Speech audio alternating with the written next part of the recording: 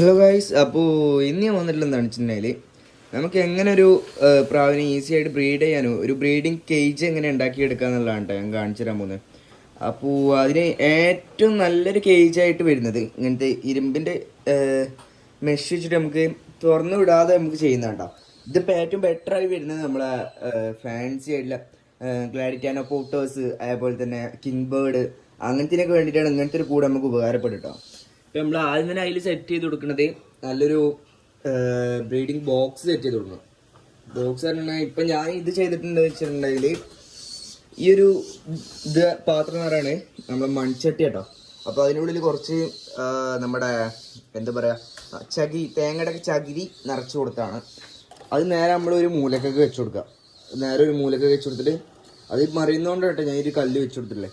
പിന്നെ ഗ്ലാഡിറ്റാന പോട്ടേഴ്സ് ഒക്കെ ആകുമ്പോൾ നമുക്ക് ഇങ്ങനെ ഒരു കല്ല് വെച്ച് കൊടുക്കുന്നത് നല്ലതാണ്. ഞാൻ എല്ലാ കൂട്ടിലും അങ്ങനത്തെ ഒന്ന് വെച്ച് കൊടുക്കുന്നുണ്ട്. കണ്ടില്ല, ഇപ്പോൾ ആ കല്ലിൻ്റെ മുകളിൽ മാത്രം കയറിക്കുന്നുണ്ടില്ല. അവർക്കൊരു ഗ്രിപ്പിന് വേണ്ടിയിട്ടാണ് ഞാൻ അങ്ങനെ വെച്ച് കൊടുത്തിട്ടുള്ളത്. പിന്നെ നേരെ ഒരു ഇവിടെ ആയിട്ട് നമ്മൾ എന്താ പറയുക തീറ്റിട്ട് കൊടുക്കാൻ വേണ്ടിയിട്ടൊരു സെറ്റപ്പ്. പിന്നെ ഇവിടെ വെള്ളത്തിന് വേണ്ടിയിട്ട് ഞാൻ അങ്ങനെ ഒരു സെറ്റപ്പ് കണ്ടിട്ട് ചെയ്ത് കൊടുത്തിട്ടുള്ളത്. അപ്പോൾ ഇങ്ങനത്തെ ഇതിലിട്ടാണ് വളർത്തുകയാണെങ്കിൽ ഉറപ്പായിട്ടും നമുക്ക് നല്ല രീതിയിൽ തന്നെ പെട്ടെന്ന് തന്നെ റിസൾട്ട് കിട്ടും. പിന്നെ ഇതിൽ എഗ് ചെയ്തിട്ട് നിങ്ങളുടെ അടുത്ത് വേറെ ഫോസ്റ്റർ പ്രാവുകൾ ഉണ്ടെങ്കിൽ അവർക്ക് ആ ഒരു മുട്ട മാറ്റി വെച്ചുകൊണ്ട് നിങ്ങൾക്ക് വിരിയിപ്പിക്കാവുന്നതാണ്.